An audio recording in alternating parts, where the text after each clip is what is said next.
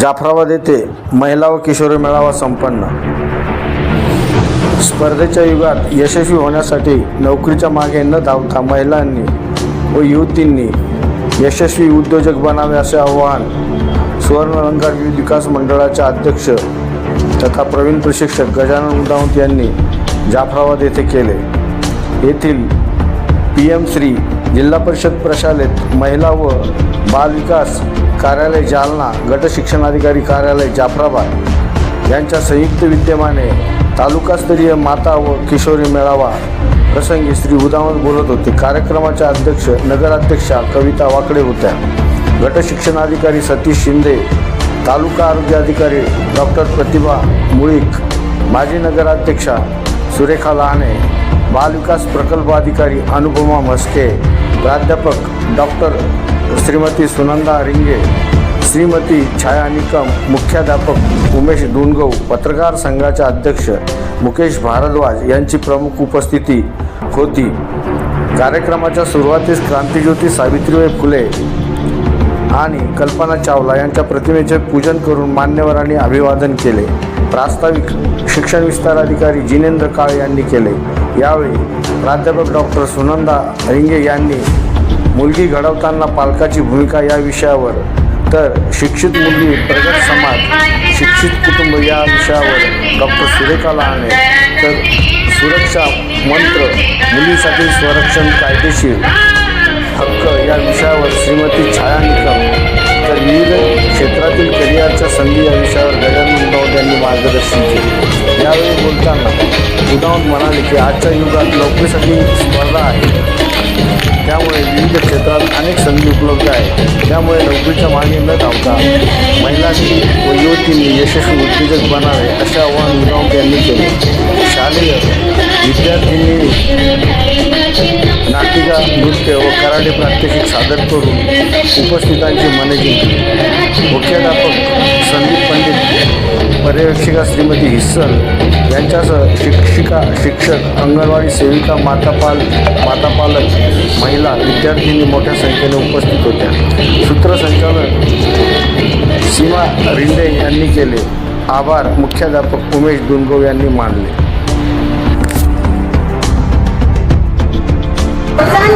ही आमचं महत्त्वाचं काम आहे। मुलींना मेहनत करा, अभ्यास करा आणि मोठी स्वप्ने बाळगा। उद्याचे अधिकारी, डॉक्टर, वैज्ञानिक हे तुम्हीच आहात, ही तुम्हीच आहात। महिला शक्तीला माझा सलाम आणि शुभेच्छा। जय हिंद, धन्यवाद। करणे आणि ते शुभाने पूर्ण केले। आई फक्त मुलांना वाढवत नाही तर त्यांना संस्कार देऊन लहान बनवते। चला तर मग आपण धैर्य, संस्कार आणि स्वाभिमान जपूया। जय भवानी, जय महाराष्ट्र। साहेब रुग्णालयाची सेवा करते, त्यांची काळजी घेणे आणि त्यांना वेळेत औषध देणे हे माझे कर्तव्य आहे। डॉक्टर उपचार करतात पण रुग्णांना धीर देणे, त्यांची देखभाल करणे हे काम आम्ही नर्स मनापासूनच करतो। ते बरं होऊन नसत तरी जातात, तेव्हाच आमच्या सेवेची खरे समाधान मिळते। म्हणूनच नर्सला सेवाभाव आणि माणुसकीचे प्रतीक असे म्हणतात। धन्यवाद। झाशीची राणी, मी माझ्या झाशीचे रक्षण करण्यासाठी इंग्रजांविरुद्ध शूरपणे लढते। माझे एकच वाक्य संपूर्ण भारतात प्रसिद्ध झाले, मेरी झाशी नाही दूंगी, नाही दूंगी, नाही दूंगी। धैर्य, शौर्य आणि स्वाभिमान हीच माझी खरी ओळख। सर्व महिलांना झाशी व काळापूर्णिक आणि आत्मविश्वास व्हावा हा माझा संदेश आहे। धन्यवाद। मी जिल्हा परिषदेचे मुख्य कार्यकारी अधिकारी CEO म्हणजे सन्माननीय मेनू मॅडम यांच्यापैकी विषय तुमच्याशी संवाद साधणार आहे। माझं काम म्हणजे जिल्ह्यातील गावांचा विकास करणे, स्वच्छता, पाणी, आरोग्य, शिक्षण, रस्ते या सर्व योजनांची योग्य अंमलबजावणी करणे ही माझी जबाबदारी आणि अन्याय बिघडणे हे माझं कर्तव्य आहे। भारतीय संविधानाने स्त्री पुरुषांना समान अधिकार दिले आहेत, पण आजही महिलांवर अन्याय होतो। मी प्रत्येक महिलेला सांगू इच्छिते की आपले हक्क ओळखा, अन्याय सहन करू नका, कारण न्याय हा प्रत्येकाचा हक्क आहे। मी एक महिला वकील म्हणून नेहमी सत्यासाठी आणि न्यायासाठी लढत राहील, कारण न्याय हा प्रत्येकाचा हक्क आहे। धन्यवाद। वेशभूषित आहे आपल्या जालना जिल्ह्याच्या जिल्हाधिकारी सन्माननीय अस्मा मित्तल मॅडम या माझ्या प्रेरणास्थान आहेत। जिल्ह्यातील मीही त्याचा बनण्याचा प्रयत्न करणार आहे। जिल्ह्यातील लोकांचे प्रश्न सोडवणे, विकास कामे करणे आणि कायदा व सुव्यवस्था राखणे ही माझी जबाबदारी आहे। शिक्षण, स्वच्छता आणि महिलांचे सक्षमीकरण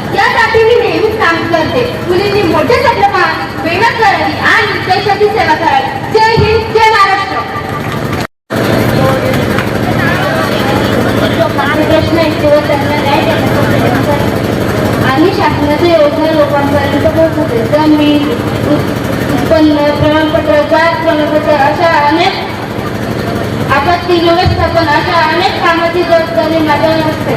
आजच्या महिला आणि अंतरात जाणारी पहिली भारतीय महिला. माझा जन्म हरियाणा मध्ये करणार येथे झाला. लहानपणापासून आकाश, तारे आणि अंतराळ यांची खूप आवड होते.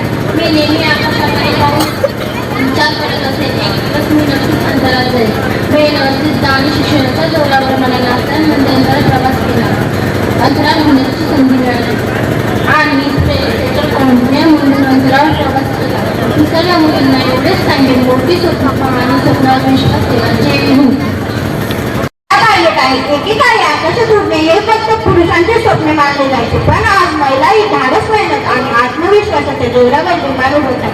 आकाशाला गगस घालणाऱ्या भारतीय महिला पायलट जसे की अवनी चतुर्वेदी, भावना सिंग, अमरकंठ यांनी जगाला दाखवून दिले की महिलाही सर्व क्षेत्रात उत्तम कामगिरी करू शकतात. माझा संदेश असा आहे की मोठे स्वप्न पहा, खूप मेहनत करा आणि आकाशात घेऊन भरारी घ्या.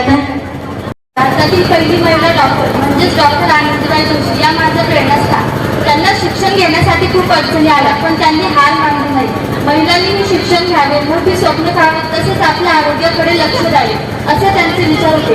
आज मी इथल्या सर्व माता भगिनींना एवढेच सांगू इच्छिते की तुम्ही नियमित व्यायाम करा, पौष्टिक आहार घ्या, तसेच स्वच्छता पाळा. कारण एक निरोगी महिला म्हणजेच निरोगी कुटुंब आणि निरोगी समाज. चला तर मला आपण सगळे मिळून एक निरोगी आणि आरोग्यदायी भारत घडवूया. धन्यवाद. इंजिनियर म्हणजे फक्त बिल्डिंग उभारणारे किंवा मशीन तयार करणारे नसून समाजासाठी अनेक मार्ग शोधणारे असते.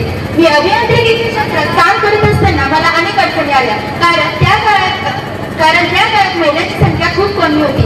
पण मी हार मानली नाही. कष्ट, शिक्षण आणि आत्मविश्वास असेल तर महिला कोणत्याही क्षेत्रात जिंकू शकतात. मुलींनो, विज्ञान आणि तंत्रज्ञान क्षेत्रात तुम्ही पुढे या. महिला शक्तीला माझा सलाम. जय हिंद. धन्यवाद. भारताची धाव कुटुंबाला लोकप्रमाणे लिंगायत असे म्हणते. मी आसाम राज्यातील एका छोट्या गावातून आले. साध्या कुटुंबात वाढले, पण माझे स्वप्न खूप मोठे होते. भारतासाठी जाण्याचे आणि 2018 मध्ये फिल्डर येथे झालेल्या IAAF अंडर 20 स्पर्धेत मी 400 मीटर धावत सुवर्णपदक जिंकले. ही कामगिरी करणारी पहिली भारतीय महिला ठरले. मी सर्व मुलींना हा संदेश देऊ इच्छिते, मोठे स्वप्न ठेवा आणि मेहनत करा, कधीही हार मानू नका. आज मुली प्रत्येक क्षेत्रात पुढे जात आहे. खेळ, शिक्षण, प्रशासन.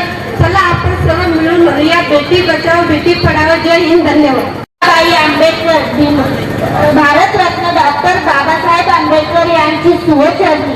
आमचे जीवन खूप कष्टाचे होते. गरिबी, अडचणी आणि संघर्ष याचा सामना करत आम्ही पुढे चालत राहिलो. पण मी बाबासाहेबांना नेहमी हेच सांगत की तुम्ही शिकून मोठे व्हा आणि समाजासाठी काम करा. बाबासाहेब जेव्हा शिक्षणासाठी दूर होते, जेव्हा घरची जबाबदारी मी सांभाळली, माझ्या मनात एकच स्वप्न होते की गरिबांना हक्क मिळावे. तर हे मी आपल्या सर्वांना सांगू इच्छिते की शिक्षण, ध्येय आणि संयम याचमुळे समाज पुढे बदलतो. म्हणून मी हे बाबासाहेबांचे विचार आपण लक्षात ठेवूया. शिका, संघटित व्हा आणि संघर्ष करा. धन्यवाद.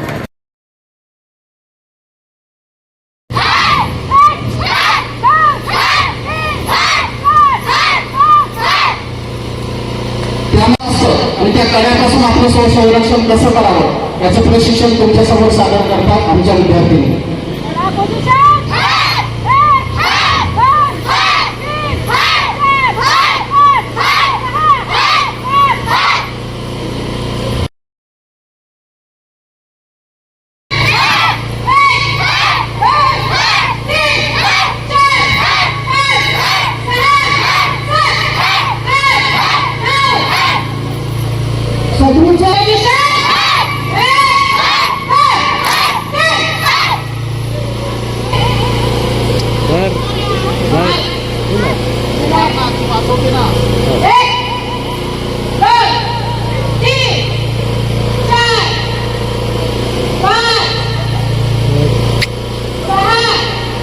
जे पर बताओ.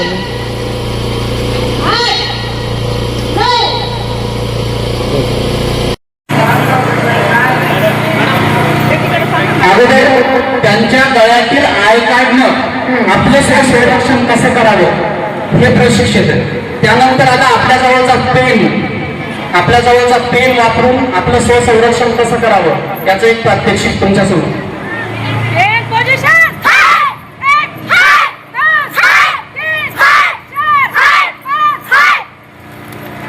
त्यानंतर आपल्या हातातील कड की जे आपल्या हातात असतं आणि त्या कड्यापासून आपलं स्वसंरक्षण कसं करावं याचं प्रशिक्षण तुमच्या समोर सादर करतात आमच्या विद्यार्थ्यांनी.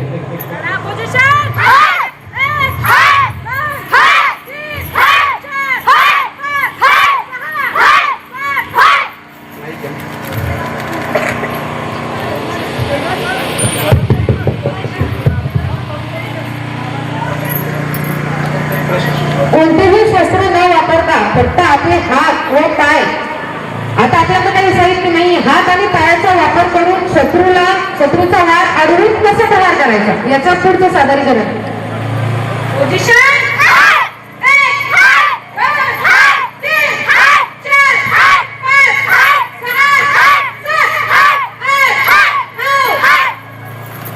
शत्रूच्या घनतेवर दोन्ही हातांनी आघात करून त्याचे दोन्ही कान पकडून त्याच्या चेहरा गुडघ्यावर मारून कसा बचाव करायचा याचं पुढचं सादरीकरण आहे.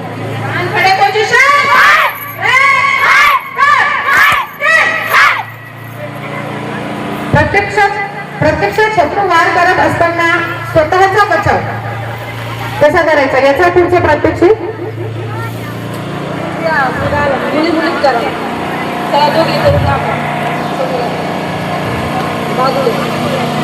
चाल दोघी जण करून दाखवा.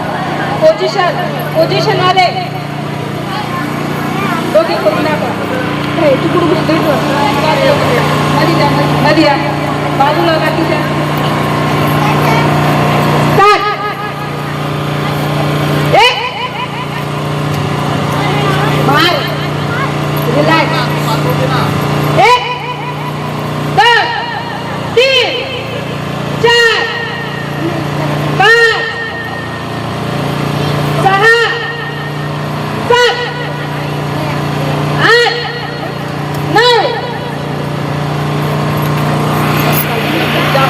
शत्रू आपली ओढणी जर ओढत असेल तर त्याच ओढणीने त्याच्यावर आघात कसा करायचा. ओढणी रस्त्याने जात असताना जर तुमच्या ओढणी ओढत असेल तर त्याच ओढणीने तुम्ही कसा आघात करणार आहे हे पुढचं सादरीकरण. ओढणी कुठे चाकू आली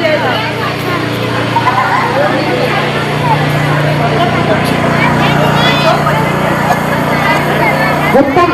ओढणी अवेलेबल नाहीये पण आम्हाला नक्कीच तुम्ही दाखवलं असतं याची आम्हाला गॅरंटी आहे कारण की आधी प्रात्यक्षिक करत उत्तम त्यांनी केले आणि चाकूने वार करून स्वसंरक्षण.